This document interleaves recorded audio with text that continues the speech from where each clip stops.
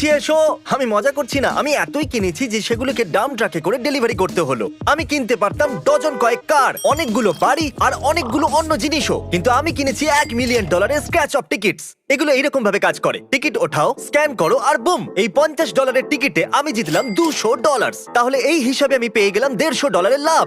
$100, $0, $0, $100, 50, 50, 0, 0, $100। আমি এখনো পর্যন্ত $1000 উপরে স্ক্র্যাচ অফ টিকিট স্ক্যান করে নিয়েছি আর আমরা $200 নিচে আছি। ওয়াপস! এতে অনেক সময় লাগতে চলেছে। চ্যান্ডেলার, এসো সাহায্য করো। আমি বিশ্বাসই করতে পারছি না এটা $1 মিলিয়ন। জানি এটা অ্যাকচুয়ালি পাগলামি। তুমি কত জিতলে? 0। অফকোর্স। কাল আমার কাছে $1 মিলিয়ন টিকিট আছে, আমার সাহায্য চাই। কম টাকার কেননি কেন তাহলে? আমি এরকমটা ভাবিনি।